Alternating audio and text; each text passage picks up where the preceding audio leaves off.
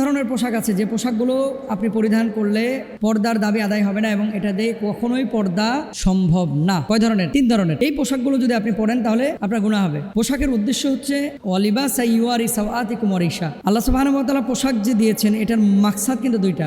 সতর ঢাকা, ওই যে ইউয়ারি আল্লাহ বলছেন সতর ঢাকা, এবং তাকওয়ার পোশাক অবলম্বন করা, যে তাকওয়ার পোশাকের কারণে মানুষের ভেতরের আকার আকৃতি বোঝা যাবে না, লজ্জাস্থান ঢেকে থাকবে এবং মানুষ পবিত্র জীবনযাপন করতে পারবে। আল্লাহ সুবহানাহু ওয়া তাআলা তাকওয়ার পোশাক বলেছেন। এখন আমাদের মেয়েরা সালোয়ার কামিজ পরে, ছেলেরা কেউ জুব্বা পরে, কেউ কোট্টাই পরে, কেউ প্যান্ট পরে, কেউ চিপা প্যান্ট পরে, কেউ ফাটা প্যান্ট পরে, কেউ ছিঁড়া প্যান্ট পরে। এখন তো ছিঁড়া ফাটা যত বেশি, ফ্যাশনও তত বেশি, তাই না? নবীজি ছেলেদেরকে বললেন টাকনুর উপরে কাপড় পরতে। এখন ছেলেরা টাকনুর নিচে কাপড় পরতেছে আর মেয়েরা টাকনুর উপরে উঠাইতে উঠাইতে হাঁটু পর্যন্ত নিয়ে চলে আসছে। দেখবেন বাজারে রং চটা এবং যত ছেঁড়া ফাটা প্যান্ট এগুলো তত বেশি ফ্যাশনেবল, এগুলোর দাম বেশি। এরকম অনেকে করছেন। রাসূল আকরাম সাল্লাল্লাহু আলাইহি ওয়াসাল্লাম কি বলছেন? এমন পোশাক যা এত ছোট, যা পরিধান করা সত্ত্বেও সম্পূর্ণ শরীর আবৃত হয় না বা ঢেকে থাকে না, এই ধরনের পোশাক কেউ যদি পরে তাহলে সে হারাম করলো, তার এই সতর উন্মুক্ত করার জন্য তার কবিরা গুনাহ হইল এবং এই ব্যক্তির এই পোশাক দিয়ে কখনো লজ্জাস্থান আবৃত হবে না, এটা দিয়ে সে আল্লাহর কাছ থেকে কখনো নাজাত পাবে না। নবীজির হাদিস থেকে মুহাদ্দিসিনরা এমন কথা বলেন।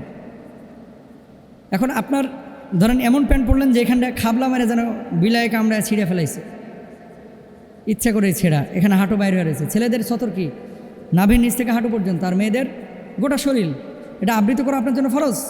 এখন আপনি যদি এখানটা এভাবে খোলা রাখেন বা উন্মুক্ত রাখেন তাহলে এটা কোনোভাবেই আপনার জন্য জায়েজ হবে না, 1 নাম্বার। 2 নাম্বার, এমন পোশাক যা সতর আবৃত করে ঠিক, কিন্তু এতটা পাতলা যে তা পরিধান করা সত্ত্বেও ভেতর থেকে শরীরের চমক দৃষ্টিগোচর হয়, যেটা এখনকার সবচেয়ে বড় সমস্যা।